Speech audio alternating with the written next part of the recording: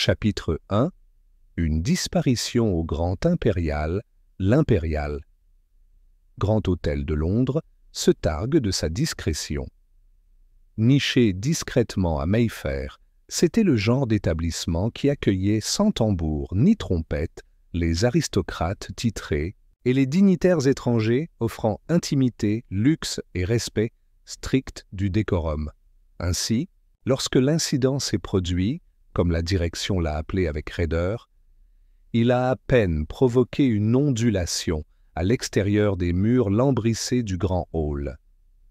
Aucun invité n'a crié, aucune sirène de police n'a perturbé le claquement silencieux des belles chaussures contre le marbre.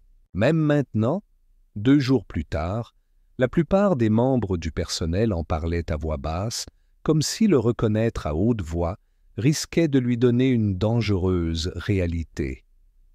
Mais le fait demeure, un chasseur a disparu. Pas rejeté, pas enfui avec l'argent, tout simplement disparu dans les airs. C'est cet événement singulier qui a amené Hercule Poirot, célèbre détective, au Grand Impérial, par un beau mardi après-midi. Poirot n'aimait pas les hôtels. Leur grandeur impersonnelle offensait son sens méticuleux de l'ordre, mais la curiosité, la plus dangereuse de ses qualités, était piquée. Il entra dans le hall accompagné du capitaine Hastings, qui profitait d'un congé inattendu de son régiment. « Vous devez admettre, Poirot, » dit Hastings, examinant les hauts plafonds et les lustres en cristal scintillant avec une admiration ouverte. C'est le dernier endroit où vous vous attendez à quelque chose de sournois. Poirot pinça les lèvres, lissant les poignets de son costume gris immaculé. Mon ami, le crime est comme la puce, il saute où bon lui semble. Haut ou bas, riche ou pauvre, la graine de la méchanceté peut germer partout où le sol le permet. Hastings. Rite, c'est plutôt sombre, même pour toi. Poirot ajusta simplement l'angle de son chapeau et s'approcha de la réception, où un grand manager fleuri les attendait avec le sourire fixe d'un homme qui équilibre devoir et peur. « Monsieur Poirot, » dit le manager en s'inclinant légèrement. « Monsieur Hastings, merci d'être venu. »« Monsieur Crayford, n'est-ce pas ?» dit Poirot en tendant la main. « Oui, Albert Crayford, je gère les opérations quotidiennes ici. Et c'est vous qui avez envoyé la note demandant mon aide. » Crayford hocha sombrement la tête. « J'étais réticent au début. Nous n'aimons pas diffuser du linge sale, si vous me comprenez. » Mais sa voix baissa. Le garçon est tout simplement parti, sans laisser de traces. Les sourcils de Poirot se haussèrent. Commençons par le début, hein? Le nom de ce malheureux jeune homme. James McNabb, 17 ans. Il a travaillé ici pendant environ 6 mois. Diligent, poli, rien à redire. Et quand a-t-il été vu pour la dernière fois? Crayford hésita. Avant-hier soir. Il était en service tardif, aidant les invités avec les bagages, allant chercher des colis, ce genre de choses. Vers 11 heures, il a été vu en train d'aider une dame à monter dans l'ascenseur jusqu'à sa suite au 3e étage. Après ça, plus rien. Poirot se pencha en avant. Le nom de la dame, Madame Dupont, une Française, du moins c'est ce qu'elle prétend, élégante, riche, voyageant seule, à l'exception d'une femme de chambre. Poirot échangea un regard avec Hastings.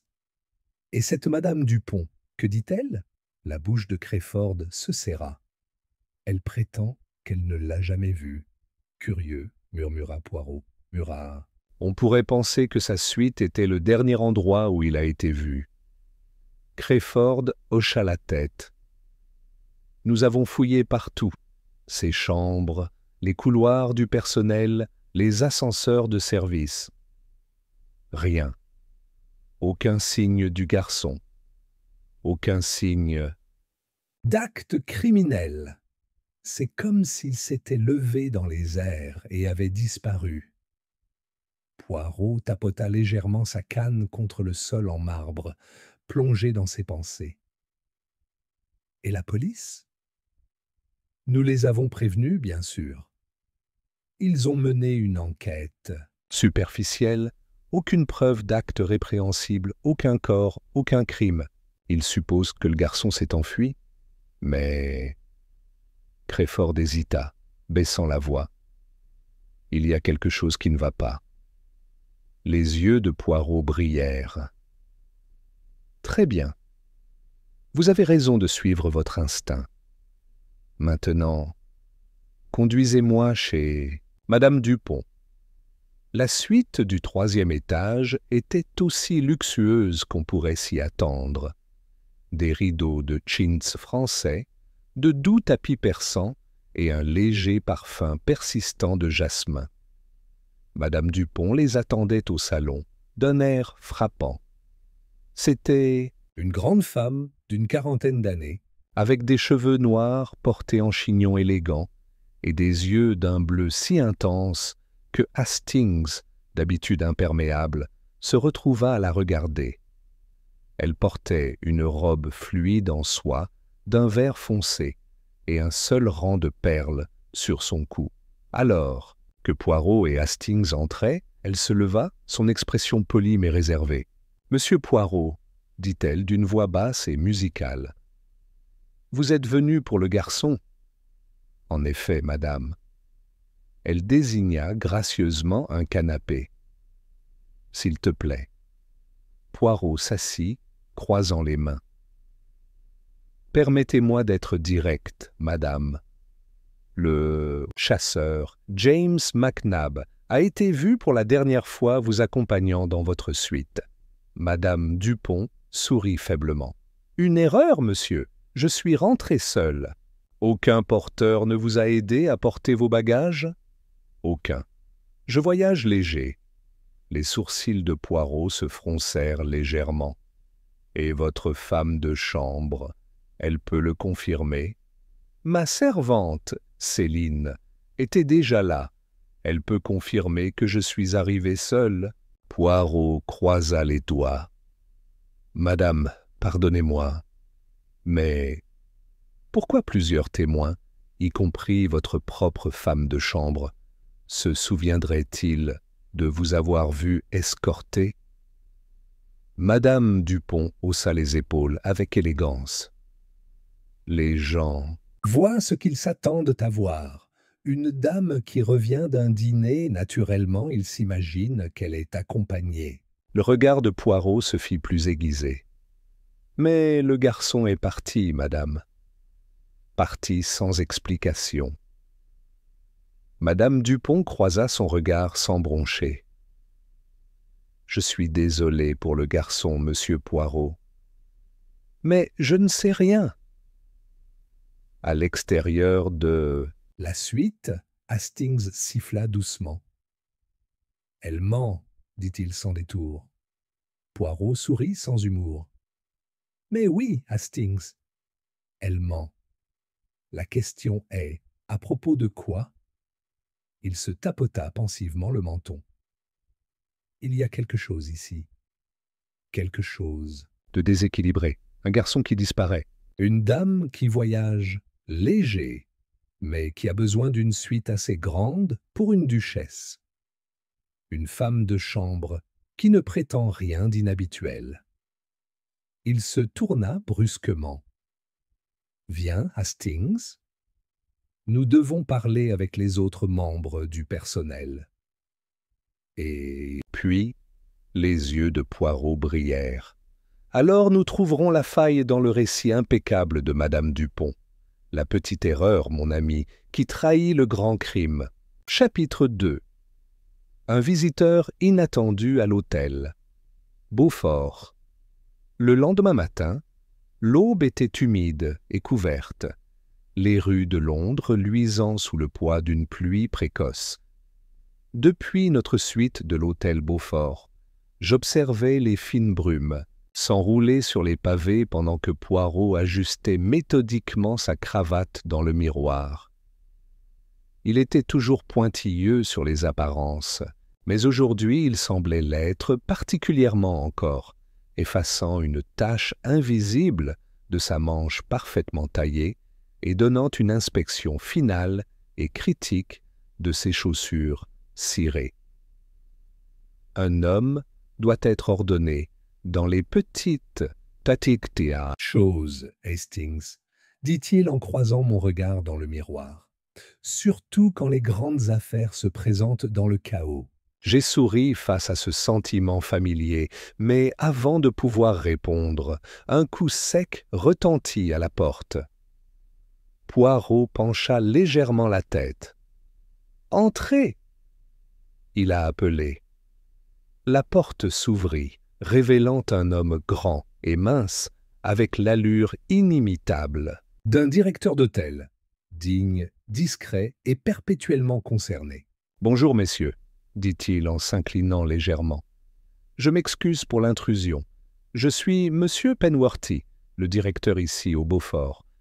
Je me demande si je pourrais vous demander un instant de votre temps. » Poirot fit un geste courtois, mais... « Bien sûr, Monsieur Penworthy, je vous prie, asseyez-vous. » Le directeur entra en fermant la porte derrière lui d'un air solennel.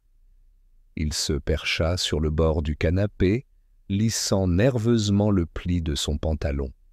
« C'est une affaire délicate, » commença-t-il. « Une situation des plus extraordinaires et, franchement, au-delà de mon entendement. » Poirot croisa les doigts. « Continue, monsieur. » Penworthy déglutit difficilement. L'un de nos collaborateurs, un jeune chasseur du nom de Leonard Bates, a disparu. Poirot ne dit rien, haussant simplement un sourcil en signe de légère question. « Il était de service hier soir, » a poursuivi Penworthy. « Désigné pour aider à l'arrivée de notre invitée de marque, Lady Millicent Ardry. »« L'héritière américaine ?» suis-je intervenu.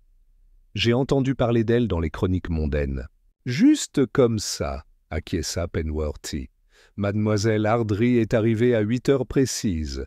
Bates a été envoyé pour monter ses malles. Mais... » Il hésita, visiblement mal à l'aise. « Bates et l'un de ses plus petits sacs ont disparu sans laisser de traces. » Les yeux de Poirot brillaient d'intérêt. « Disparu, monsieur, sans même laisser sa casquette ?»« Précisément, » a déclaré Penworthy. « Au début, nous avons supposé, que le garçon avait peut-être profité de l'occasion pour s'enfuir avec des objets de valeur. Mais cela n'a aucun sens. Son dossier est impeccable, pas un seul défaut. » « Et Lady Ardry ?» demanda Poirot, indemne naturellement. Elle est plutôt perturbée par la perte de ses biens, mais autrement en bonne santé. Poirot se leva et lissa son gilet. « Cette affaire m'intéresse extrêmement, monsieur Penworthy. Je vous prie, emmenez-nous sur les lieux. » Sur les lieux. Nous avons suivi le gérant à travers les salles sinueuses du Beaufort. L'hôtel, bien que plus petit que certains des grands établissements de Londres, se targue d'exclusivité et de discrétion. Les tapis épais ont étouffé nos pas, alors que nous descendions un escalier étroit vers l'entrée de service. Penworthy a expliqué pendant que nous partions. D'après nos dossiers, le jeune Bates a sorti les malles de Lady Ardry depuis le hall à 20h05. Lui et un autre chasseur, Thomas Wicks, les ont chargés dans l'ascenseur. « Et Wicks ?» demanda Poirot. « Il a livré 2 des plus grandes malles à la suite de Lady Ardry et est parti. Bates est resté sur place pour apporter un sac plus petit, un fourre-tout, je crois. Et il a été revu par la suite? En bref, Wicks prétend avoir vu Bates près de l'ascenseur de service, se débattant avec le sac. C'est la dernière fois que quelqu'un l'a vu. Poirot se tapota pensivement le menton. Et l'ascenseur? Trouvé vide, dit Penworthy d'un air sombre. Aucun signe de Bates ou du sac. Nous atteignîmes un couloir étroit où l'ascenseur de service était encastré dans le mur. Poirot examina attentivement les environs. Le laiton usé des boutons d'appel, la bosse dans le coin du châssis de l'ascenseur, les éraflures sur le sol. Il s'accroupit et passa légèrement son doigt sur les égratignures. « De lourdes roues de coffre, oui, murmura-t-il. Mais ici, il désigna une légère irrégularité. C'est quelque chose de différent. Qu'est-ce que c'est? J'ai demandé. Poirot sourit légèrement. Un talon. Un petit. Une chaussure de... Dame, peut-être. Je regardais le sol, luttant pour y comprendre un sens. Poirot se redressa, époussetant ses genoux. « Et les dispositions de sécurité, monsieur ?» il a demandé à Penworthy. « Impeccable », lui a assuré le gérant. « Toutes les portes sont verrouillées après 10 heures. Aucun invité ou membre du personnel n'a signalé la présence d'étrangers. Aucun vol n'a été signalé ailleurs. » Poirot hocha distraitement la tête.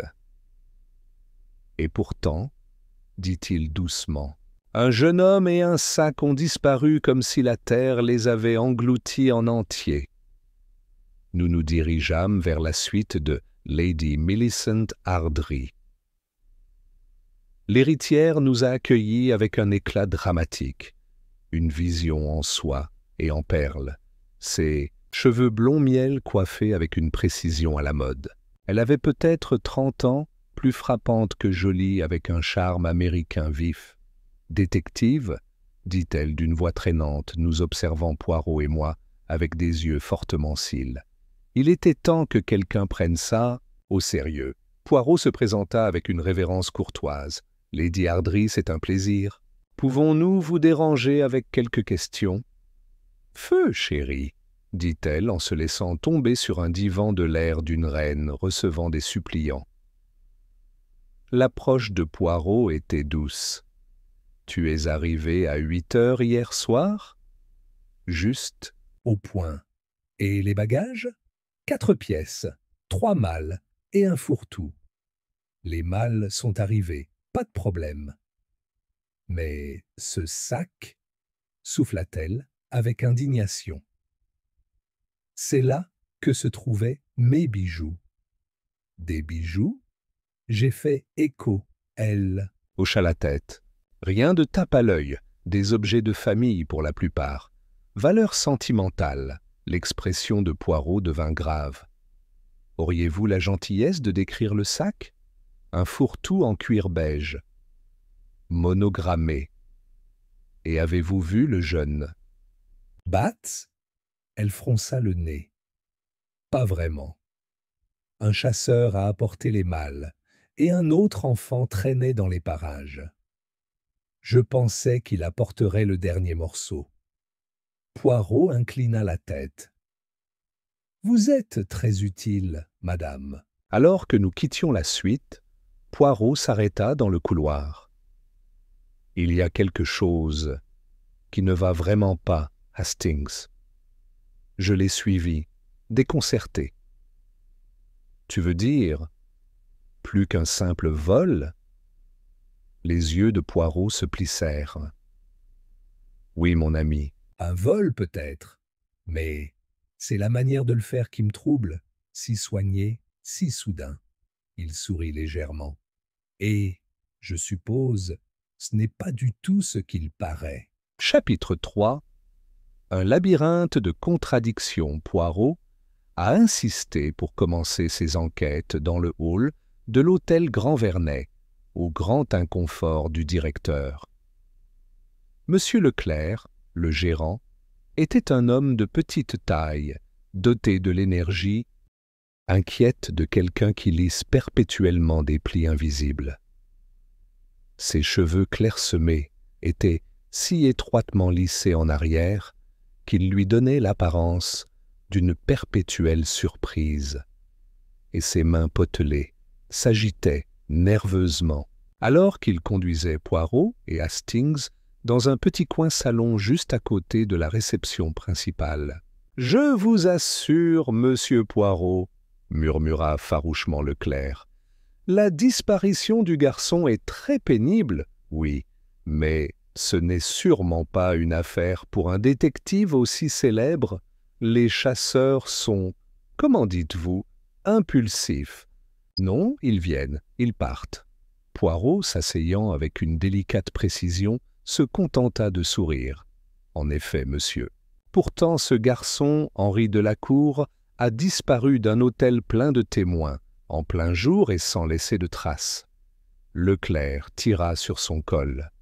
Il était orphelin, je crois. Aucune famille à prévenir. Poirot haussa un sourcil délicat. « Et pourtant, monsieur, vous avez vous-même demandé ma présence. » Leclerc rougit d'un rouge profond, seulement parce que la réputation du grand Vernet n'a pas de prix. Un scandale, un murmure d'inconvenance, cela nous ruinerait. Poirot se pencha légèrement en avant. Alors procédons méthodiquement. D'abord, vous devez me donner une liste complète de toutes les personnes qui se trouvaient dans l'hôtel le jour de la disparition d'Henri, personnel et invité. Leclerc hésita, mais la force du regard de Poirot rendit le refus impossible. « Je vais arranger ça tout de suite, » dit-il en s'inclinant. Poirot se tourna vers Hastings alors que Leclerc s'éloignait précipitamment. « Vous voyez, Hastings, déjà la pression commence à porter ses fruits. » Hastings fronça les sourcils. « Tu penses qu'il y a plus qu'un garçon qui s'enfuit ?» Poirot sourit faiblement. « Mon ami, s'enfuir n'implique généralement pas de laisser tous ses biens derrière soi, d'abandonner son salaire journalier dans son casier ou de disparaître entre les services du petit déjeuner et du déjeuner sans être vu par une seule âme. » Il se tapota doucement la tempe. « Non, non, je le crains. Ce n'est pas l'acte impulsif d'un jeune insouciant, c'est quelque chose de plus délibéré. » Moins d'une heure plus tard, Leclerc revint avec une liasse de papier, une liste complète du personnel, des invités et de tous les visiteurs de l'hôtel ce jour fatidique. Poirot, les déposant soigneusement sur la petite table polie, les examina avec des regards rapides et économiques. « Curieux, » murmura-t-il. « Qu'est-ce que » demanda Hastings. Poirot pointa du doigt. « Plusieurs invités sont partis tôt ce matin-là, avant qu'Henri ne disparaisse. » Donc, Poirot tapota à nouveau la liste. Mais un invité n'est pas parti par le bureau principal. Aucune trace de départ officiel. Monsieur Charles Redfern, suite. 312, Hastings se pencha. Et qu'est-ce que cela suggère? Poirot sourit énigmatiquement. Patience, mon ami. Toujours de la patience. D'abord, il faut entendre ce que les autres ont à dire. La première entrevue de Poirot a eu lieu avec le portier en chef, un vétéran grisonnant nommé André Dubois. Dubois était catégorique. « J'ai vu le garçon à 10h30, debout près de l'ascenseur, bavardant avec une des femmes de chambre. Après ça, pouf, parti comme de la fumée. » Poirot haussa les sourcils. « Tu n'as pas trouvé ça étrange ?» Dubois haussa les épaules. Les garçons sont stupides. Peut-être qu'il s'est faufilé pour aller fumer une cigarette, une fille, qui sait, insista Poirot. Et pourtant, il a laissé derrière lui sa casquette, son insigne de service, et même ses pourboires. L'expression de Dubois s'assombrit. Cette partie, je ne peux pas l'expliquer. Poirot fit une petite note. Et la servante avec qui il parlait, qui était-elle? Dubois se gratta le menton. Marie Jacquet, je pense. Elle est des nouvelles? Les yeux de Poirot brillèrent. Merci, monsieur. Marie Jacquet, rappelée de ses fonctions, apparaît timide et nerveuse. Une fille mince aux cheveux noirs cachés sous sa casquette, elle tenait fermement son tablier à deux mains. « Tu as parlé avec Henri ce matin-là » demanda doucement Poirot. Elle hocha la tête. « Seulement une minute, monsieur. » Il a toujours été gentil, pas comme certains autres. « Et de quoi as-tu discuté » Ses joues se sont colorées.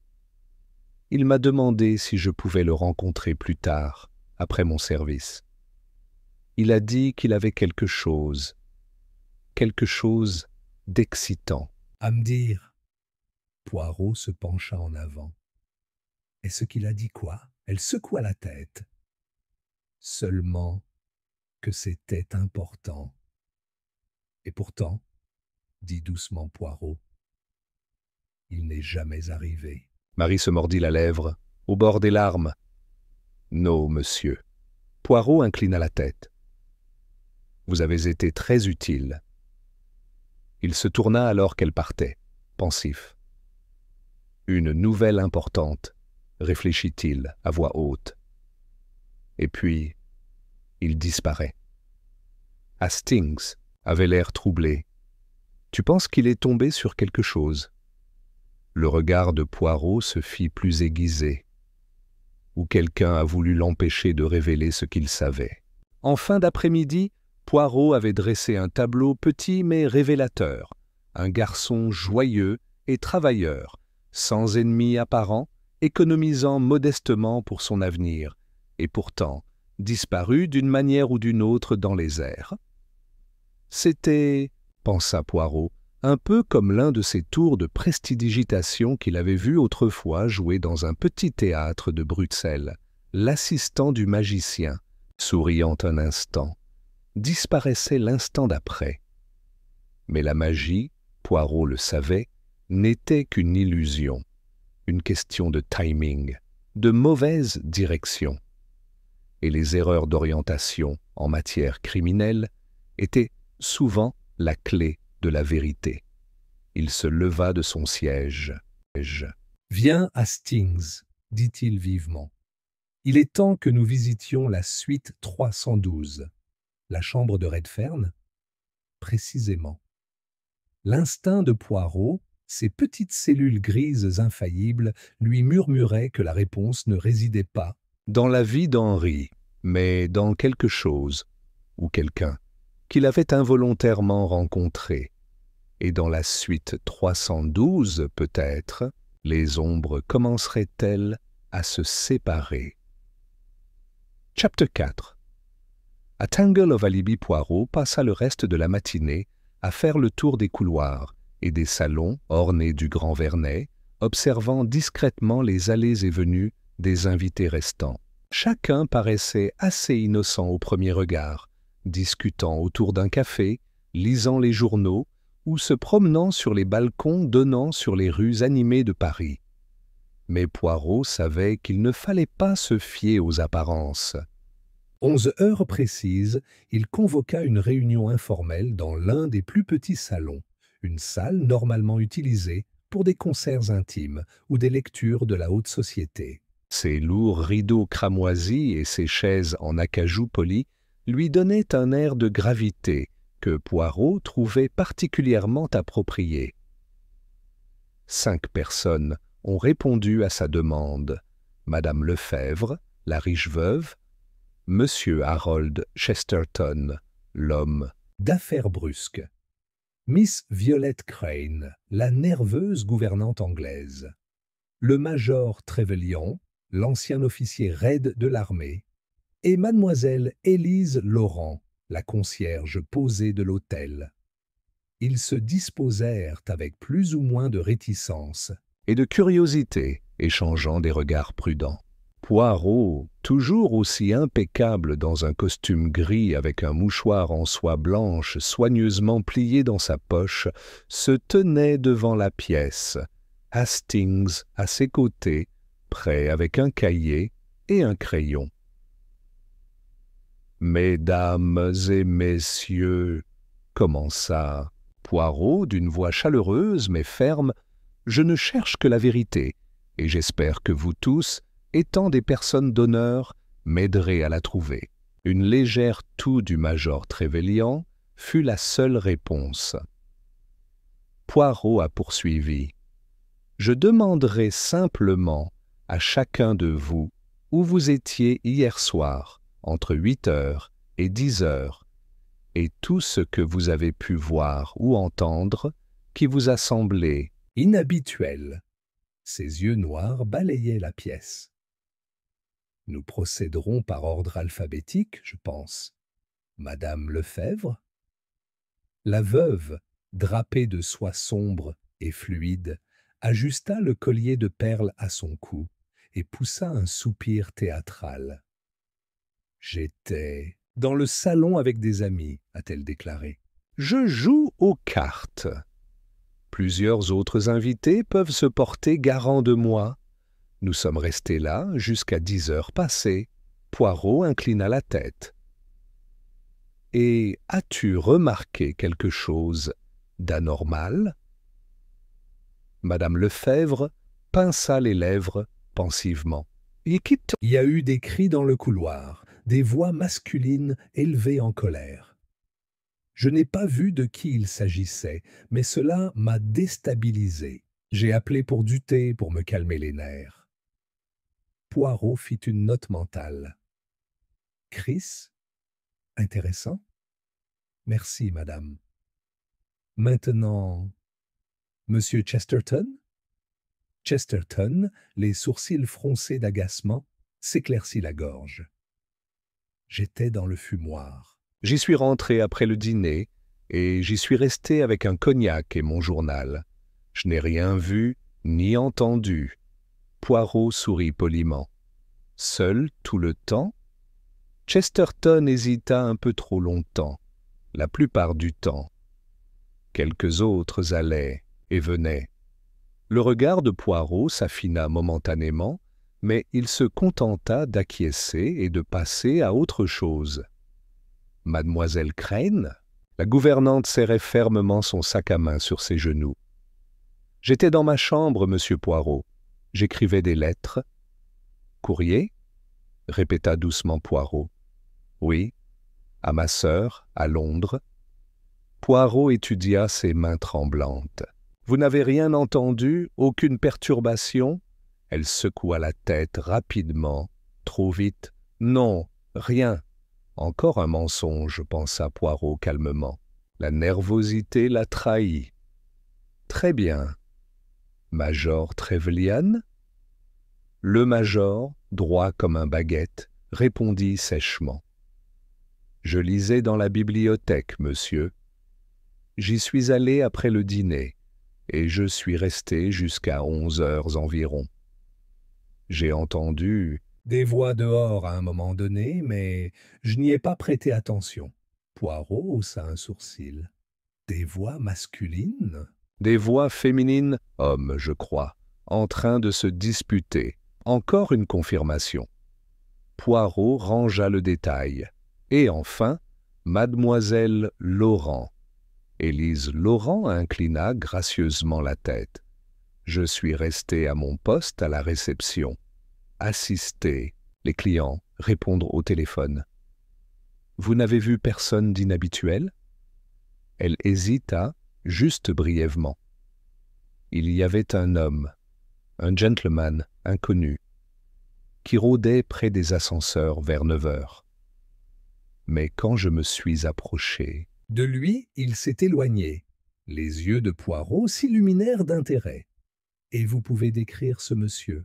Elle fronça joliment les sourcils. Taille moyenne, cheveux foncés.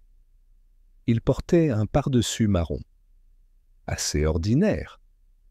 Sauf que... Il y avait quelque chose d'étrange dans ses yeux. Ils étaient très pâles, presque argentés. Poirot échangea un regard avec Hastings. « Merci, mademoiselle. Vous avez été des plus utiles. » Il recula et observa le groupe. « Vous avez tous été utiles, » dit-il en s'inclinant courtoisement. « Vous pouvez y aller pour le moment, mais veuillez rester dans l'enceinte de l'hôtel jusqu'à nouvel ordre. » Un par un, ils s'éloignèrent, leurs pas rapides, leurs yeux un peu trop impatients d'éviter de croiser les siens.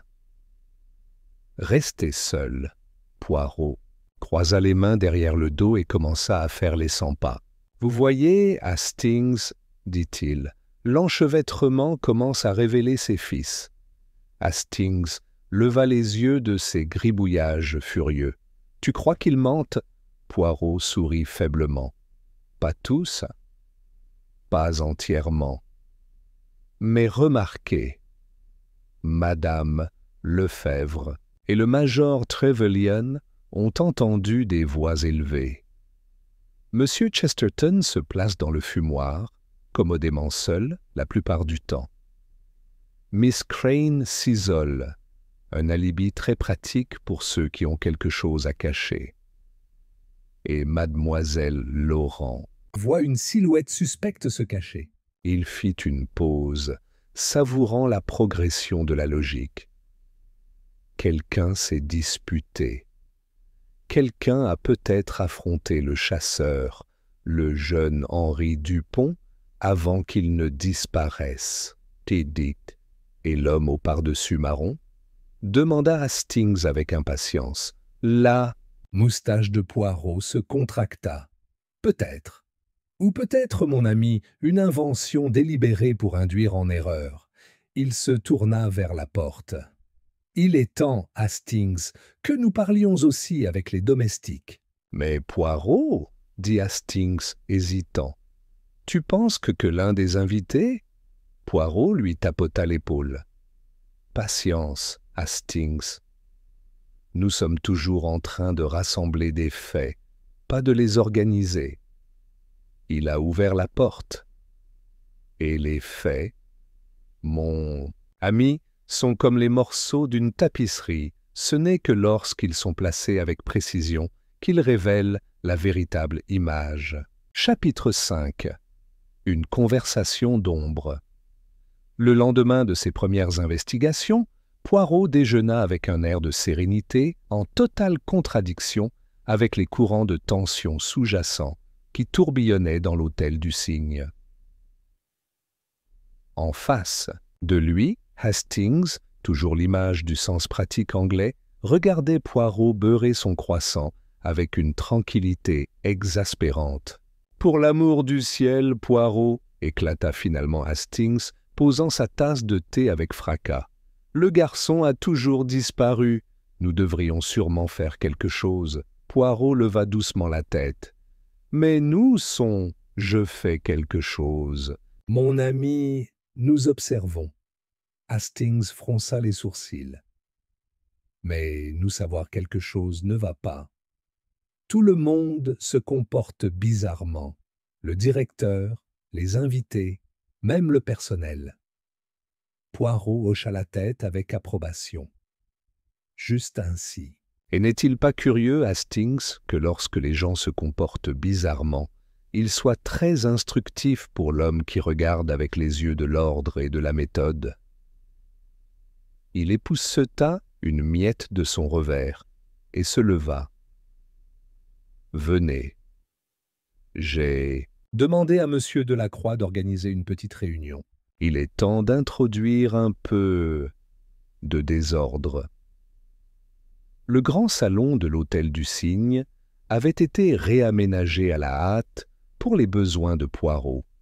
De hautes fenêtres laissaient entrer une lumière hivernale, tamisée, projetant de longues ombres pâles sur le parquet ciré. Les chaises étaient disposées en demi-cercle et l'air crépitait légèrement d'attente. Les invités étaient rassemblés. Dame Eugénie d'Artois, ses yeux sombres, méfiants et calculateurs. Sir Everard Calthorpe, dont le visage fleuri semblait encore plus troublé ce matin. La jeune Miss Violette Archer, pâle mais posée, et M. Armand Delacroix lui-même, transpirant légèrement malgré le froid. Poirot les salua avec une courtoisie méticuleuse avant de prendre place au centre de la pièce. « Vous vous demandez, messieurs et mesdames, pourquoi j'ai demandé ce rendez-vous » commença-t-il d'une voix basse mais claire. « C'est simple. Il y a eu un incident dans cet hôtel des plus respectables, la disparition d'un chasseur. Une affaire. Mineure peut-être. Une affaire très grave. Il y eut une vague d'inconfort. Sir Everard s'éclaircit bruyamment la gorge. « Je ne vois pas de quoi il s'agit qui nous regarde, » dit-il d'un ton bourru. Le garçon s'est probablement enfui. Poirot leva le doigt. Peut-être, peut-être pas. Mais il existe certaines incohérences qui me troublent beaucoup.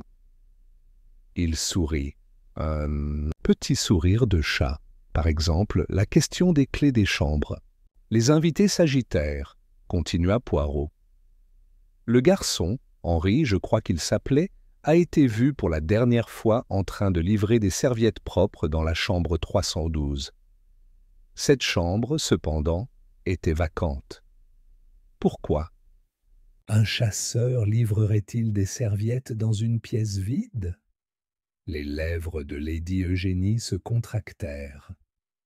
Une erreur, dit-elle froidement. Les erreurs du personnel ne sont pas rares, C'est vrai, madame, mais dans ce cas-ci, il y a plus. Le registre montre que la chambre 312 avait été occupée jusqu'à la veille par un homme d'affaires américain, M. Walter Crane. M. Crane est parti assez brusquement, semble-t-il, sans vraiment vérifier. Sir Everard bougea sur son siège. Le regard de Poirot se posa sur lui, mais ne s'attarda pas. « J'ai parlé avec la femme de chambre affectée, c'est elle, » poursuivit Poirot. « Elle insiste sur le fait qu'elle a soigneusement nettoyé la chambre 312 après le départ de M. Crane et qu'elle a trouvé quelque chose d'étrange. Un bouton de manchette cassé, estampillé du monogramme AC, un départ visible de Delacroix. » Poirot se tourna vers lui en ronronnant. « Peut-être, monsieur. Pourriez-vous nous éclairer ?» Le directeur s'essuya le front avec un mouchoir monogrammé. « Je n'étais pas au courant de quelque chose de ce genre, » balbutia-t-il. « Les servantes font rapport à la gouvernante en chef. » Le sourire de Poirot s'accentua. « Et la gouvernante en chef vous rend compte, n'est-ce pas ?» Delacroix ouvrit la bouche, puis la referma. « Assez !» dit brusquement Lady Eugénie. « Qu'est-ce que vous insinuez, monsieur Poirot ?» La voix de Poirot était douce. « Je ne sous-entends rien. Je constate simplement que certains faits ne s'accordent pas bien. Un garçon disparu, une chambre vacante, un bouton de manchette dont les initiales ne correspondent pas à l'invité enregistré. » Il s'approcha, sa petite silhouette rayonnant soudain d'une autorité tranquille. « Je suggère, mes amis, que la disparition d'Henri n'est pas un acte aléatoire comme elle semble l'être. Quelqu'un ici en sait plus qu'il ne l'admet. » Un lourd silence tomba. Poirot laissa s'étirer jusqu'à ce qu'Hastings bouge avec inquiétude. Enfin, Poirot reprit la parole, plus légèrement maintenant. « Je vous remercie pour votre temps. Vous pouvez reprendre vos activités. » Le groupe se dispersa avec un soulagement évident, même si Poirot ne manqua pas l'échange rapide et chuchoté entre Lady Eugénie et Delacroix près de la porte, ni la façon dont Sir Everard évitait de croiser le regard de qui que ce soit. Il se tourna vers Hastings. « Tu vois, mon ami, dit-il doucement, la bouilloire Elle commence à bouillir. Hastings avait l'air sceptique. Peut-être. Mais pensez-vous vraiment que l'un d'eux soit responsable de la disparition du garçon? Poirot lui tapota l'épaule. Mon cher Hastings, je suis certain de cela. Il fit une pause, savourant l'instant. Mais lequel et pourquoi? Que c'est ce que nous allons maintenant tenter de découvrir. Plus tard, dans l'après-midi, Poirot demanda un entretien privé avec la gouvernante en chef, une femme à l'air sévère, nommée Madame Fournier. Elle les rencontra dans son petit bureau impeccable, entouré de registres et de piles de linge. Bien rangé. Vous supervisez le personnel de nettoyage, madame? Demanda poliment Poirot. Yes, monsieur. Et vous avez personnellement vérifié la chambre 312 après le départ de monsieur Crane? Madame Fournier hésita. Non, monsieur. J'ai délégué cela à la bonne, Colette. Pourtant, vous avez signé le rapport? Oui, monsieur. C'est la coutume. Poirot se tapota pensivement le menton. Et Colette a trouvé le bouton de manchette. Cassé? Yes, monsieur. Elle te l'a donné? Madame Fournier rougit. Elle l'a fait. Je l'ai placé dans la boîte des objets trouvés. Mais le lendemain matin, il avait disparu. Les sourcils de Poirot se levèrent. Ah, parti? Oui, monsieur, j'ai supposé que quelqu'un l'avait réclamé. Sans dossier? Elle baissa le regard. Il y a eu beaucoup de confusion ce matin-là. Beaucoup d'invités sont partis. J'ai peut-être négligé de l'enregistrer correctement. Poirot la regarda gravement. Madame, c'est très grave. Vous réalisez? Oui, monsieur. Qui avait accès aux objets perdus? Seulement le personnel. Et la clé? Madame Fournier hésita encore. Dans le coffre-fort du bureau, la combinaison est connue de moi et de monsieur Delacroix. La moustache de Poirot se hérissait de satisfaction. Je vois. Merci, madame. Alors qu'il reculait dans le couloir, Hastings parla à voix basse. Alors Delacroix aurait pu retirer le bouton de manchette? Oui, dit calmement Poirot. Mais madame Fournier elle-même le pourrait aussi, ou toute personne assez intelligente pour regarder et attendre. Il fit une pause. Et n'oubliez pas, Hastings, là où il y a une tromperie, il y en a généralement d'autres. Le couloir s'étendait devant eux, sombre et silencieux. Mais quelque part, dans le labyrinthe de l'hôtel du Cygne, la vérité attendait, cachée derrière des sourires soyeux et des mensonges chuchotés. Et Hercule Poirot avait l'intention de le trouver. Chapitre 6. La vie secrète du chasseur. Le lendemain matin, Poirot et moi sommes descendus dans le hall du Grand Métropolitain.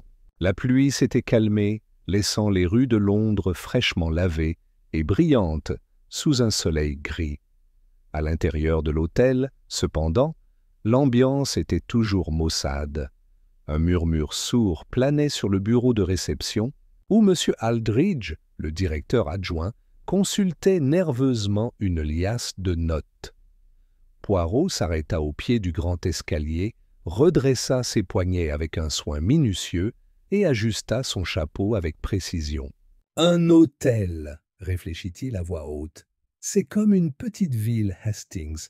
Tant de vies qui se croisent et divergent, et à l'intérieur de ces murs, chacun doit jouer un rôle. » Je ne savais pas s'il parlait de manière philosophique ou pratique, mais j'ai simplement hoché la tête. « Voyons voir, » continua Poirot.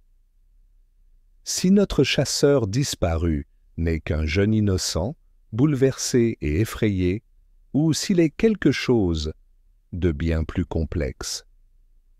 Nous avons été accueillis par Aldridge avec de minces sourires et une tension évidente. « Des nouvelles du jeune Freddy » demanda doucement Poirot.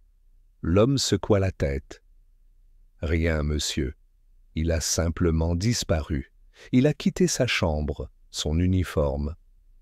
Tout. Et c'est bien ?» Aldridge avait l'air peiné. Freddy avait très peu. Quelques vêtements, une boîte de caramel, quelques livres usés sur le criquet. Aucun signe de note ou de lettre, rien de suspect.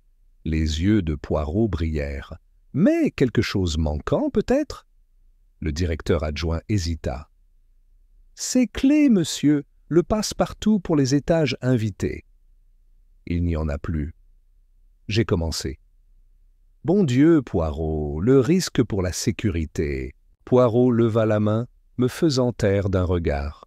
« En effet, c'est une source d'inquiétude. » Et à quand remonte la dernière observation confirmée de Freddy? Aldridge consulta ses notes. Peu de temps avant l'incident avec M. Lavington, Freddy a été vu à la porte de service près des cuisines, en train de parler avec quelqu'un. Poirot se pencha en avant. « Avec qui ?»« C'est le problème, monsieur, » dit Aldridge à voix basse. Il ne s'agissait d'aucun membre du personnel. Nous pensons, même si nous ne pouvons en être certains, qu'il s'agissait d'une femme. Les sourcils de Poirot se haussèrent. « Une femme? Quelle description ?» Jeune, blonde, mince. Elle portait un chapeau vert. Elle est entrée par derrière, assez effrontément, murmura Poirot pensivement. Alors, le jeune Freddy n'était pas seul dans ses ennuis. Il y avait quelqu'un, un complice ou un tentateur. Il se tourna brusquement. « Montre-moi la porte de service. » Le couloir de la cuisine était un dédale de passages étroits remplis de vapeur. Les chefs et les porteurs se déplaçaient dans un chaos contrôlé. Poirot a parcouru tout cela avec une sorte de dédain majestueux, le nez légèrement levé. À l'entrée de service, il fit une pause. « Observez, Hastings, pas de portier officiel ici, pas de porteur en poste.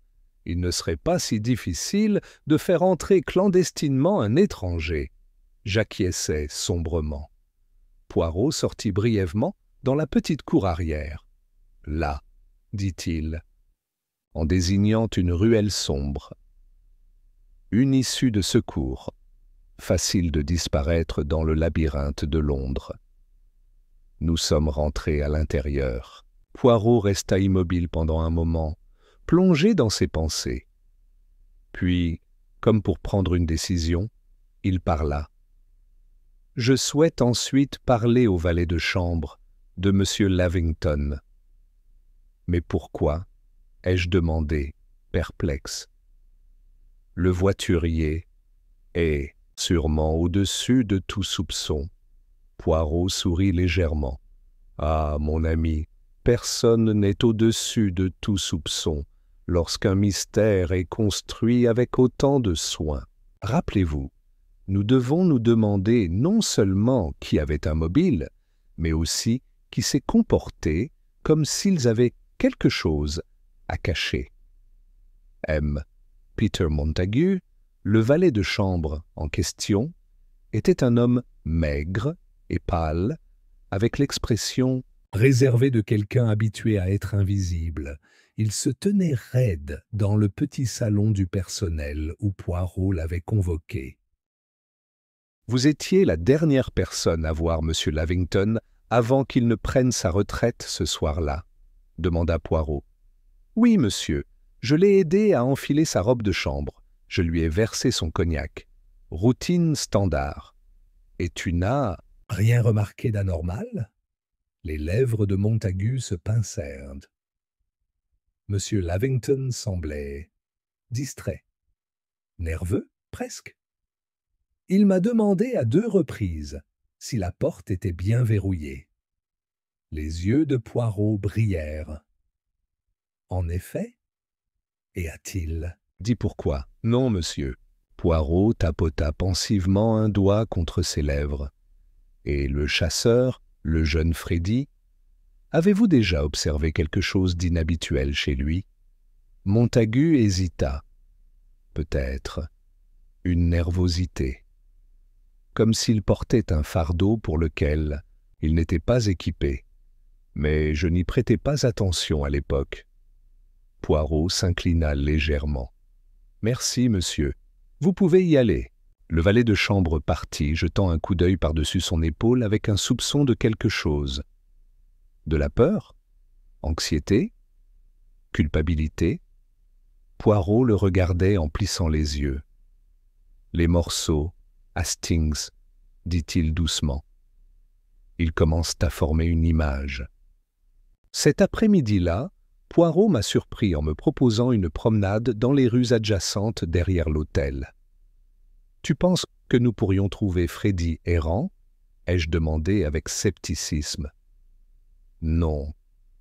Mais nous pourrions trouver quelque chose qu'il a laissé derrière lui.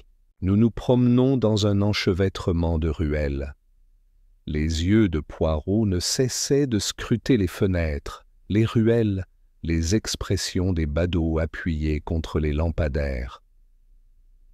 Finalement, près d'un bureau de tabac sur Devonshire Lane, Poirot se pencha et récupéra dans le caniveau un petit morceau de tissu vert froissé. « Un ruban de chapeau de femme, » dit-il triomphalement, « déchiré, comme à la hâte. » Il se redressa et le glissa soigneusement dans un mouchoir. Et observait, Hastings, la vitrine du bureau de tabac. Des affiches annonçant des services de messagerie, des réunions clandestines, des collectes de télégrammes, un endroit parfait pour organiser des communications secrètes. Il tourna les talons. Retour à l'hôtel. J'ai un plan. Ce soir-là, dans le salon de l'hôtel, Poirot était assis et disposait une petite collection d'objets sur une table basse, un bout de ruban vert, un bouton de chasseur en argent et une note anonyme récemment livrée à la réception de l'hôtel, qui disait simplement « Ce soir à 11 heures », près de la porte de service. « Venez seul. » Hastings le regarda. « Tu veux répondre à ça ?» Les lèvres de Poirot s'étirèrent en un sourire. « Mais bien sûr, mon ami !» On installe la souricière, et puis on attend. Il plia soigneusement le message dans sa poche. Dans cette affaire, comme aux échecs, la patience est la clé. Il se leva, ajustant à nouveau ses poignets. Ce soir, le chasseur devient le chassé. Et Hercule Poirot, il capture toujours sa proie. Dehors, la brume s'épaississait une fois de plus. Un voile de velours recouvrait la ville, sous lequel les secrets seraient dévoilés et les vérités dévoilées. Chapitre 7. Le jeu psychologique. L'étude de Poirot sur le reste du personnel de l'hôtel du Parc s'est poursuivie avec un changement subtil mais délibéré. Il ne se contentait plus de poser des questions. Maintenant, il était observer les réactions, remuant les os juste assez pour provoquer des ondulations sur la surface, par ailleurs calme. Au petit déjeuner du lendemain matin, Poirot a demandé à toutes les personnes clés de le rencontrer dans le salon privé de l'hôtel. Le directeur, M. Fournier, le concierge, le vieil Émile Laurent, Madame Belfort, la gouvernante, et bien sûr, les invités les plus impliqués, M. Charles Carroway, Lady Vera Dunsmore et l'insaisissable M. Willoughby. Hastings et moi, nous sommes assis à l'écart, faisant semblant de nous désintéresser. Pourtant, grâce à l'angle légèrement avancé des chaussures cirées de Poirot, je savais qu'il était déjà prêt à attaquer. « Messieurs et mesdames !» commença Poirot avec un hochement de tête affable. Je souhaite seulement clarifier quelques bagatelles avant de... conclure ma petite enquête. Monsieur Fournier était visiblement détendu. Les doigts de Lady Dunsmore enroulèrent la chaîne de perles autour de son poignet. Les lèvres de Monsieur Carroway se pincèrent. Poirot sourit intérieurement. « Je trouve curieux, poursuivit-il doucement, avec quelle rapidité la rumeur fleurit là où les faits sont rares. Eh bien, on pourrait presque penser qu'il y avait beaucoup. Des versions du sort du jeune Étienne circulent désormais dans l'hôtel. Il y eut un changement inconfortable au sein du groupe. Les yeux de Poirot pétillèrent malicieusement. Par exemple, il se tourna vers M. Willoughby, qui se tenait raide près de la fenêtre. « Vous, monsieur, croyez qu'il s'est enfui avec des objets de valeur volés, non ?» Willoughby s'éclaircit la gorge. « J'avais entendu de telles choses. » De la part du personnel, les sourcils de Poirot se haussèrent innocemment. « Pourtant, vous n'avez vu aucune preuve. Aucun rapport faisant état de biens disparus. »« Non !» admit Willoughby, la voix réticente. « Ah !» Poirot croisa les doigts.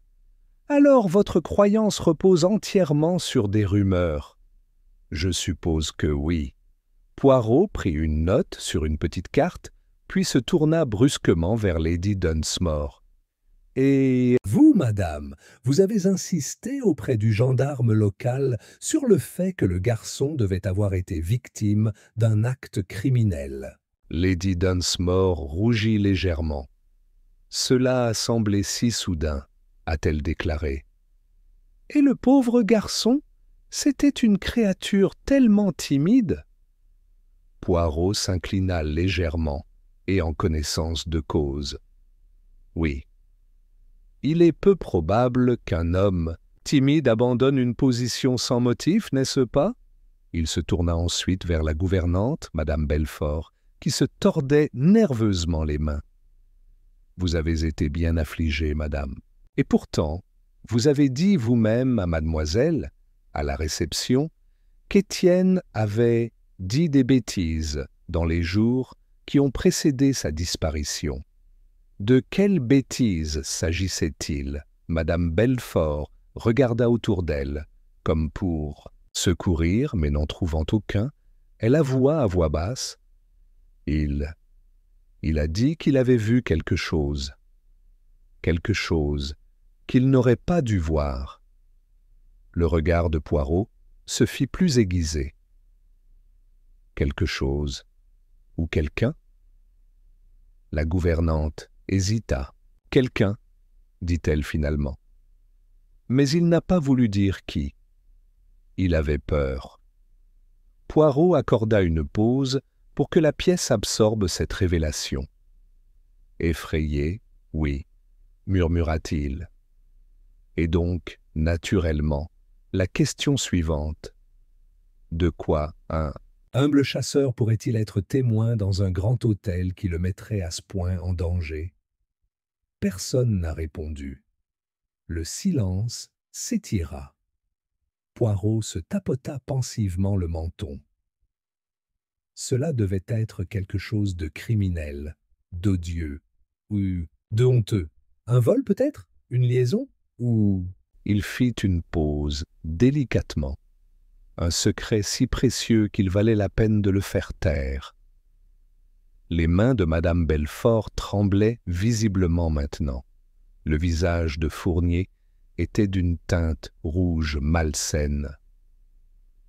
Willoughby se tourna vers la fenêtre, feignant d'être intéressé par la cour. La voix de Poirot s'adoucit jusqu'à devenir un ronronnement. « Messieurs et mesdames, je crois que le temps de la mascarade est terminé. N'aurons-nous pas la vérité avant que des conséquences pires ne s'ensuivent? Pourtant, personne n'a parlé. » Poirot soupira théâtralement et sortit un papier plié de sa poche. « Très bien.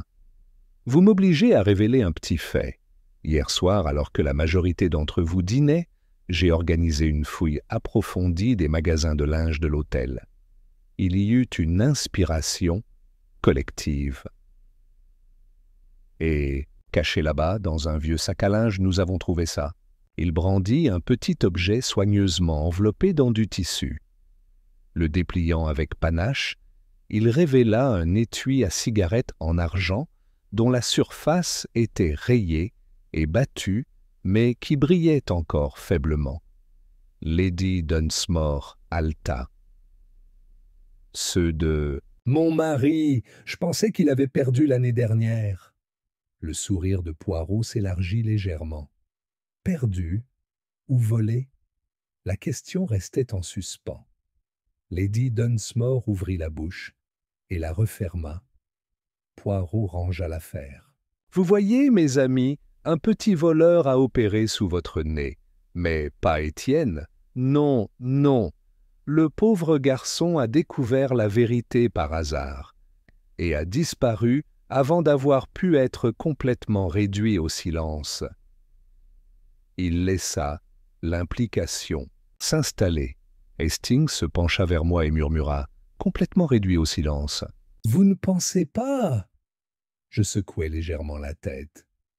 Poirot n'a jamais tout révélé jusqu'au bon moment. Après avoir renvoyé le groupe secoué, Poirot se rassit, le bout des doigts serrés l'un contre l'autre. « Vous voyez, Hastings, » dit-il, « l'esprit coupable ne se trahit pas par ce qu'il dit, mais par ce qu'il dit. Ne peut pas dire. Tu veux dire? Plusieurs personnes présentes dans cette pièce en savent bien plus qu'elles ne l'admettent, dit sereinement Poirot. L'un ment par peur, un autre ment pour protéger, et un « Ah, on ment pour survivre », il sourit légèrement. Et demain, nous ouvrirons le piège. Chapitre 8. L'ombre du chasseur. Le soleil se couchait derrière les toits de tuiles rouges de l'hôtel Majestic, alors que Poirot, Hastings et l'inspecteur Sharp revenaient une fois de plus sur les lieux du mystère.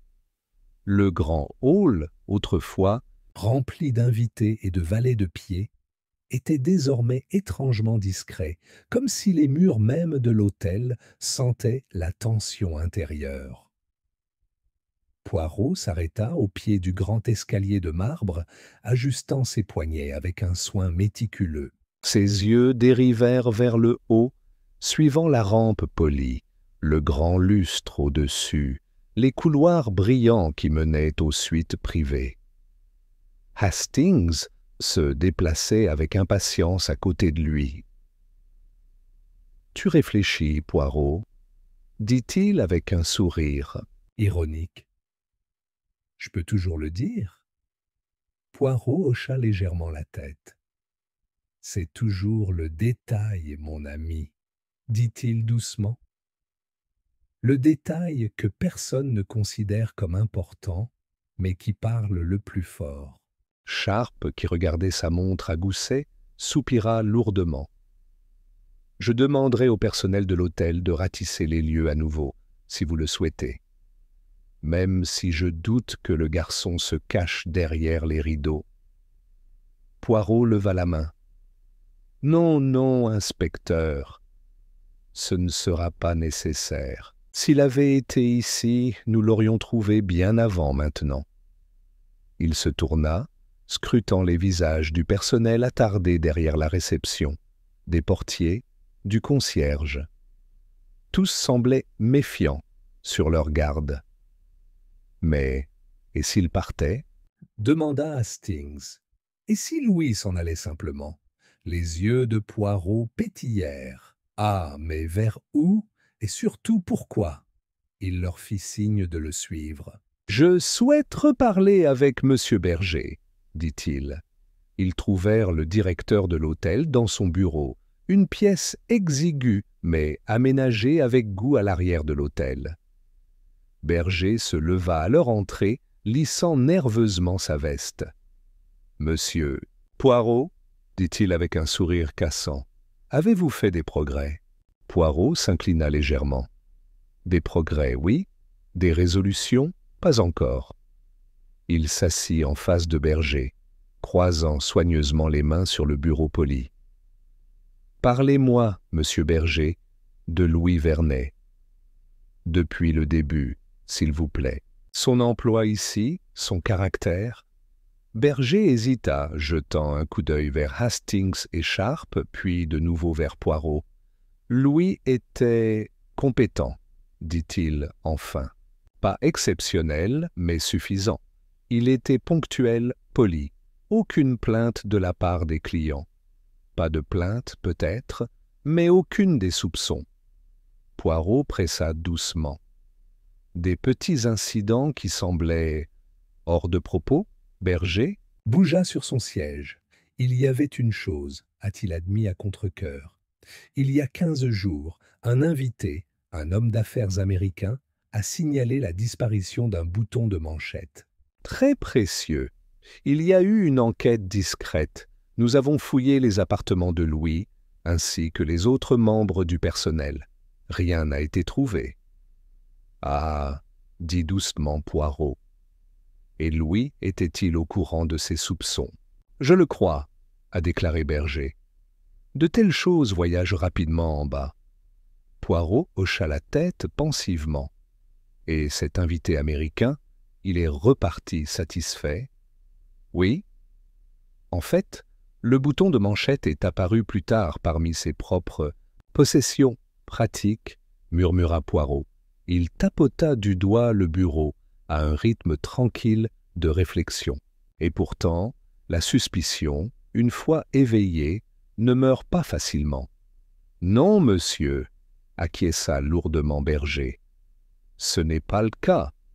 En quittant le bureau du directeur, Poirot les reconduisit dans les couloirs de service derrière les grands espaces publics. Ici, le marbre a cédé la place au linoléum usé et l'air sentait légèrement le savon et l'huile de cuisson. Ils passèrent devant la salle à manger, du personnel, une rangée de petits casiers et la buanderie, où 2 servantes levèrent des yeux craintifs en passant. Finalement, Poirot s'arrêta devant une simple porte marquée « Stockage ». « Pouvons-nous » demanda-t-il en jetant un coup d'œil à Sharp. L'inspecteur haussa les épaules et sortit une clé de sa poche. À l'intérieur, le débarras était sombre et encombré. Les étagères s'affaissaient sous le poids des vieux draps, des chaises cassées et des bagages abandonnés. Poirot se déplaçait lentement, scrutant chaque surface. Hastings regardait, perplexe. « Que cherchons-nous exactement, Poirot ?» Poirot ne répondit pas immédiatement. Au lieu de cela, il se dirigea vers une pile d'objets oubliés dans un coin, une boîte à chapeau fêlée, une valise en lambeaux, et sa main s'arrêta, un cartable usé, à moitié enfoui sous un drap poussiéreux. Avec beaucoup de précaution, Poirot souleva la sacoche. Il portait un blason d'hôtel décoloré, pas celui du Majestic, mais celui de la Riviera. Il l'a retourné. À l'intérieur, il sortit un petit morceau de papier froissé.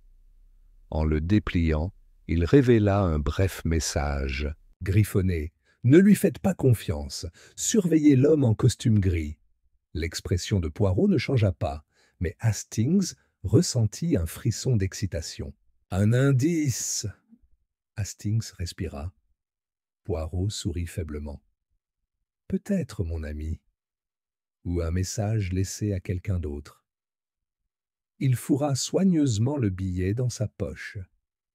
Sharp fronça les sourcils. L'homme au costume gris, cela pourrait décrire... La moitié des invités ici.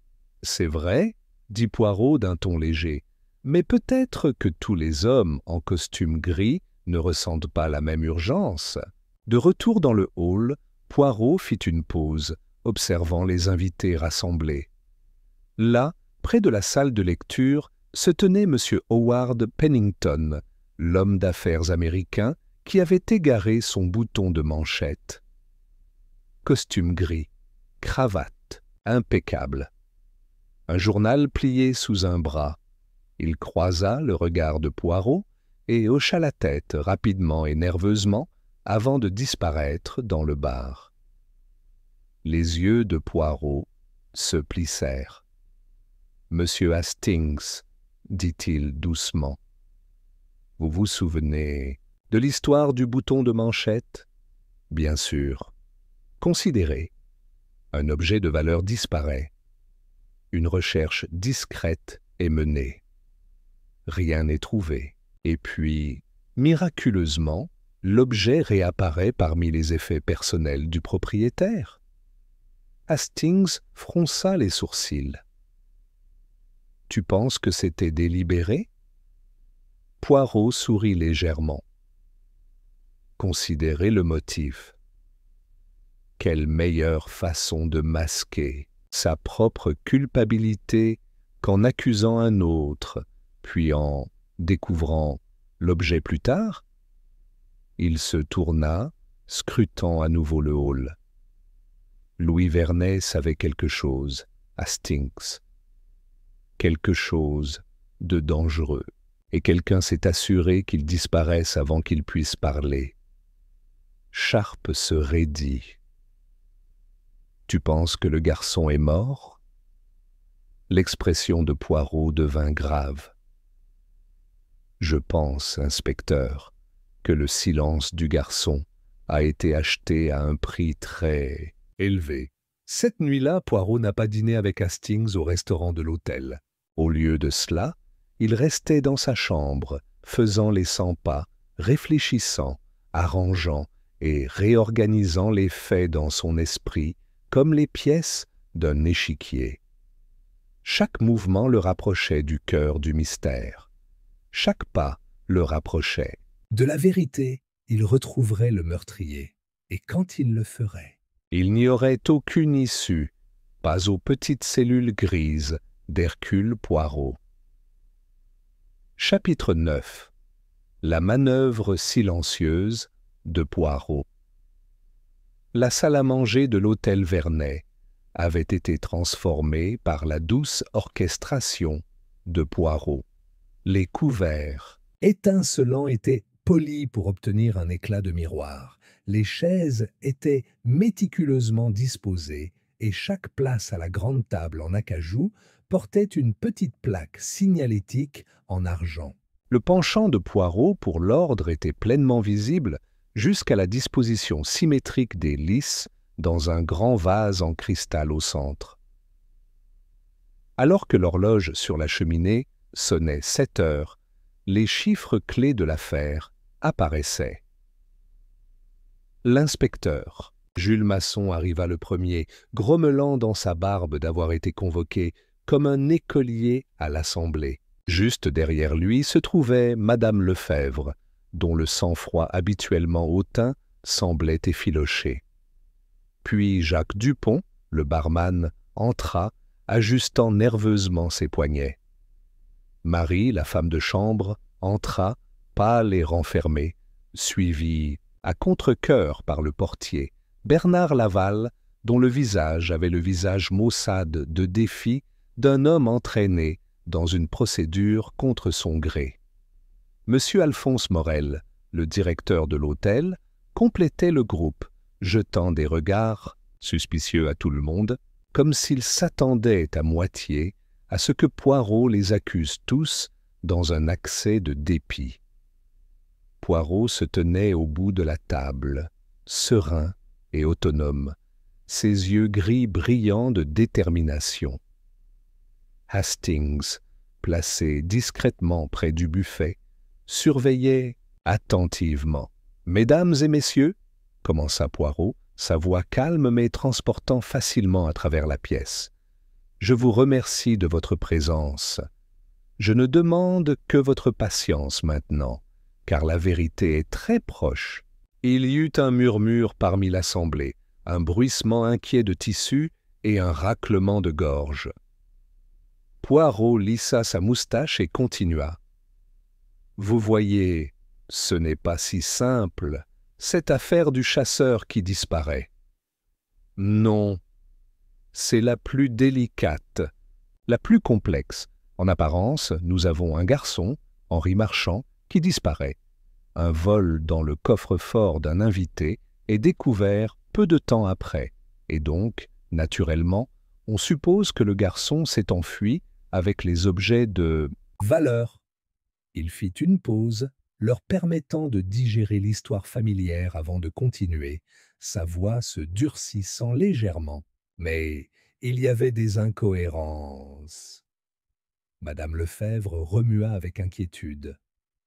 Poirot tourna son regard vers l'inspecteur Masson. « Par exemple, dit-il doucement, le moment de la disparition. Henri a été vu pour la dernière fois, juste après avoir livré du café à la suite 204. Mais le vol n'a été découvert que près d'une heure plus tard. Pendant cette heure, des témoins placent Henri complètement ailleurs. » Masson fronça les sourcils. « Oui, nous savons que la femme de chambre l'a vu au 3e étage peu de temps après. »« Juste comme ça ?» acquiesça Poirot. « Et Jacques Dupont l'a vu passer le hall les mains vides. » Jacques cligna des yeux de surprise. Il n'avait pas réalisé que son observation fortuite, évoquée en passant lors de son premier entretien, avait été si attentivement notée. Par conséquent, poursuivit Poirot, si Henri a volé les bijoux, pourquoi s'attarder? Pourquoi ne pas fuir immédiatement? Pourquoi risquer d'être vu, d'être attrapé? Bernard Laval s'éclaircit brutalement la gorge. Peut-être qu'il a paniqué. Il a réfléchi mieux. Les sourcils de Poirot se haussèrent. Peut-être.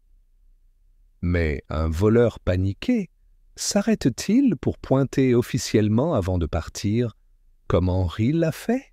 Plus de murmures maintenant, de plus en plus fort. Poirot tapota du bout de son doigt le dessus poli de la table. Non, mes amis. Henri Marchand avait l'intention de terminer son quart de travail. Il n'avait pas l'intention de fuir. Il lui est arrivé quelque chose ou quelqu'un est intervenu. Les visages autour de la table se tendirent. Poirot déplaça délibérément son regard. « Et puis, il y a le vol lui-même, » a-t-il ajouté. Un vol si commodément imputé à un garçon qui ne pouvait pas se défendre. Il se tourna légèrement. « Madame Lefebvre. » La femme commença.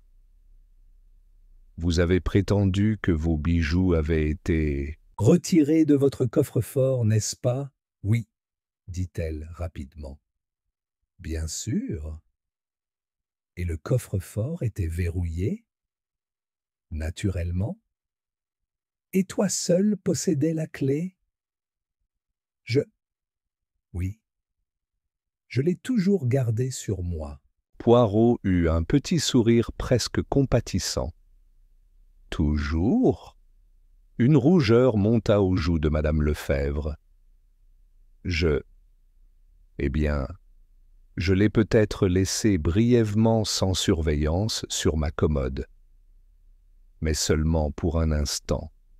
Un instant, répéta doucement Poirot, et ça aurait suffi. Il se tourna maintenant vers Morel, le gérant. « Vous avez rapidement suggéré la culpabilité d'Henri, monsieur ?» Morel se raidit. C'était la conclusion qui s'imposait. « Évident, oui.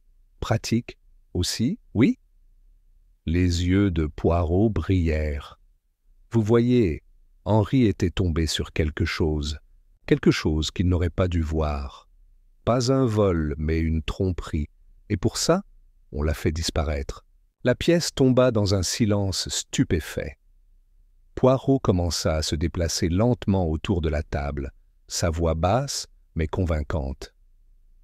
La clé, laissée négligemment par madame Lefebvre, a été prise. Pas par Henri, par une autre main. Une main désespérée d'argent rapide ou de levier. Les bijoux n'ont pas du tout été volés cette nuit-là. Ils ont été déjà partis plus tôt dans l'après-midi. L'inspecteur Masson cligna des yeux. Mais le vol a été signalé après la disparition du garçon. Poirot hocha la tête. Oui, mais seulement parce que le voleur avait besoin d'un bouc émissaire. Henri était parfait. Il s'est arrêté derrière Bernard Laval, quelqu'un qui travaillait en étroite collaboration avec les invités. Quelqu'un qui savait quand Madame Lefebvre était absente. Quelqu'un qui avait suffisamment besoin d'argent pour le risquer. Bernard déglutit visiblement. Et pourtant, a déclaré Poirot, ce n'était pas seulement de la cupidité, c'était de la peur. Il se tourna et retourna calmement vers le bout de la table. Il y a eu un affrontement. Henri a accusé le voleur. Peut-être pas directement. Peut-être qu'il a proféré une menace, une insinuation. La voix de Poirot baissa. Et c'est ainsi que le voleur a agi. Rapidement. Désespérément.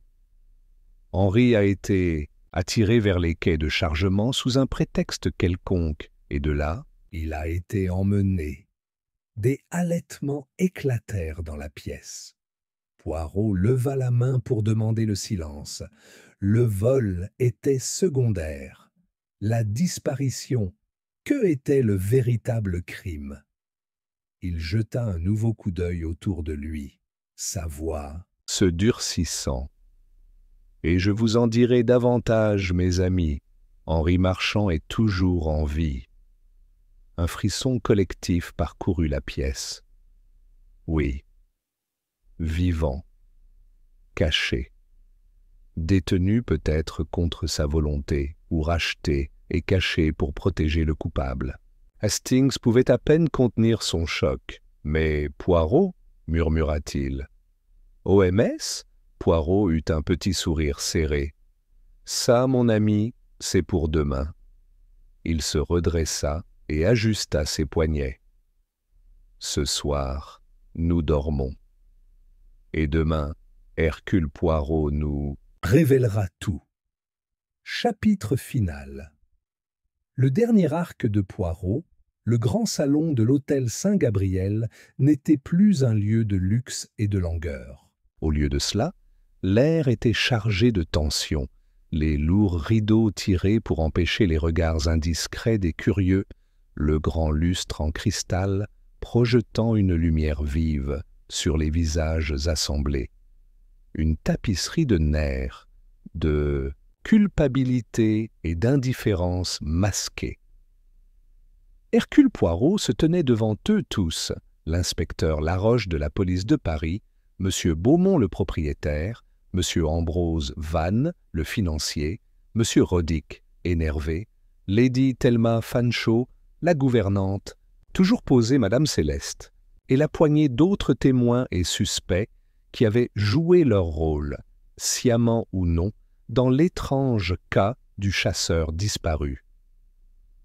Hastings et moi avons échangé des regards, sentant que les petites cellules grises de Poirot avaient enfin atteint leur moment de triomphe.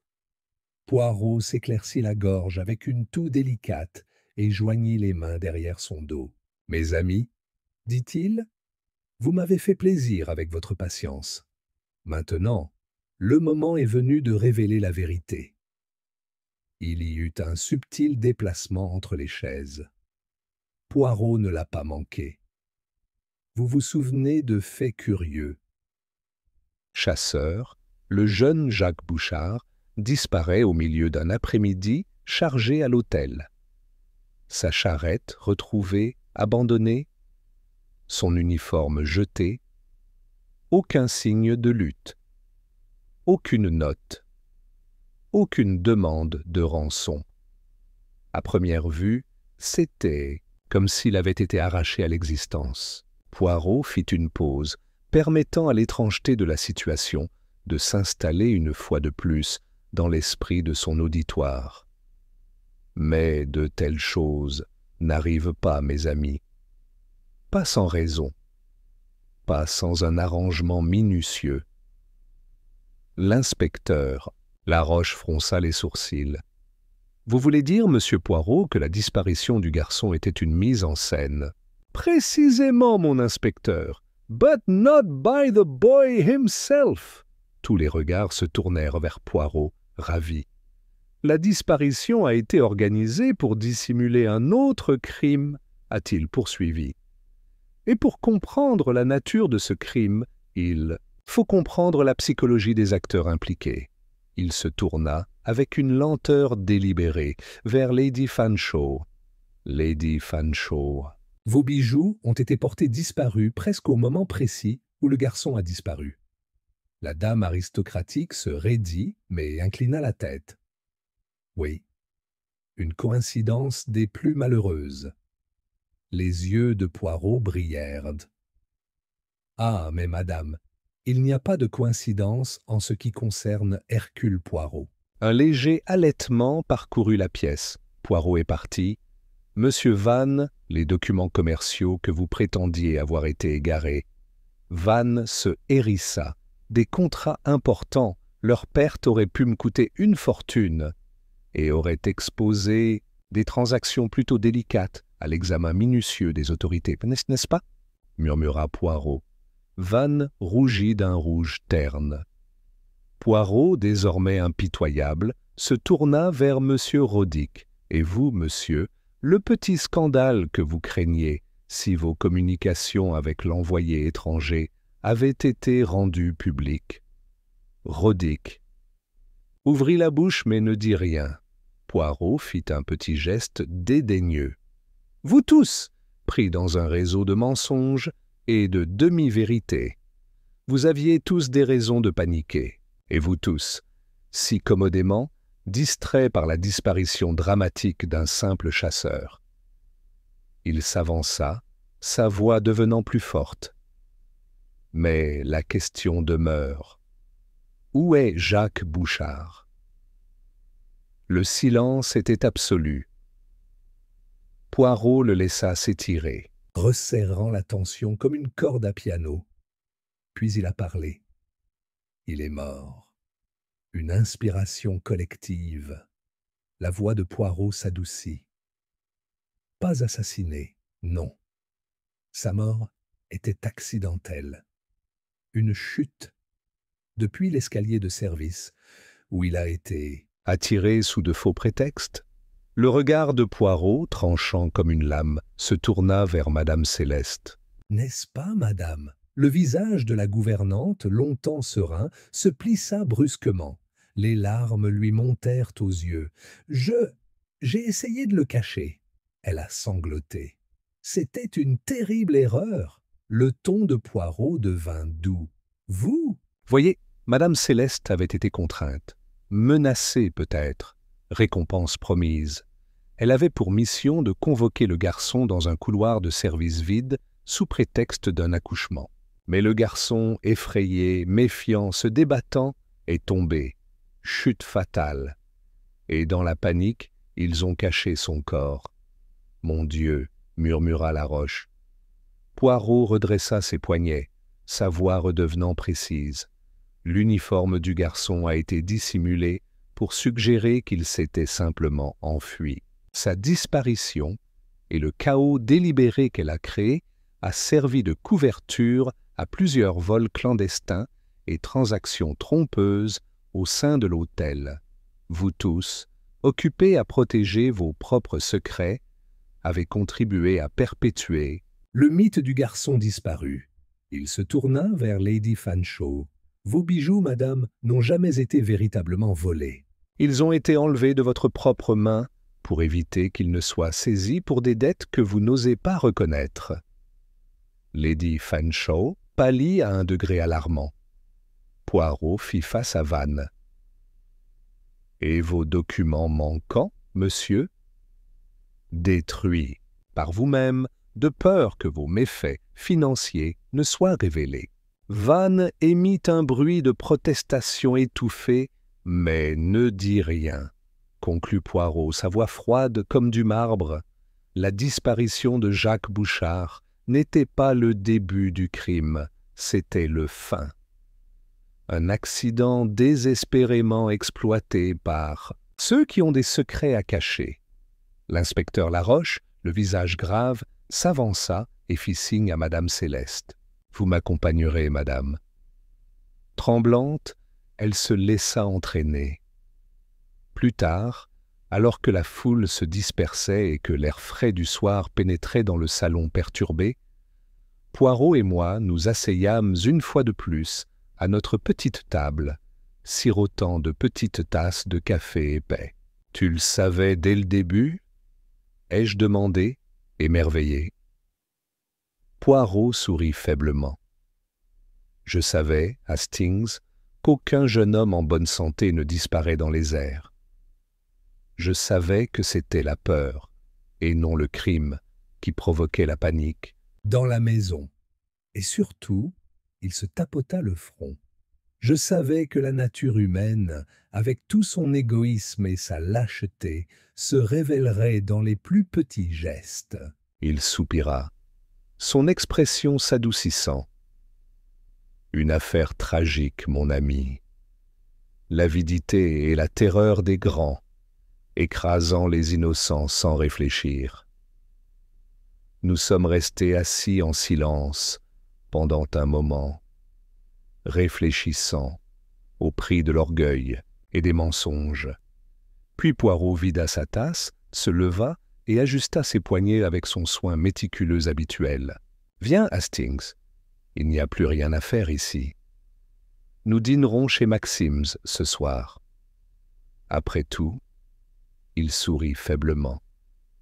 Il faut célébrer la victoire, même quand le cœur est lourd. C'est ainsi que le grand Hercule Poirot, toujours sage et toujours posé, quitta l'hôtel Saint-Gabriel, laissant derrière lui les fantômes de l'avidité et un jeune garçon qui n'aurait jamais dû être oublié.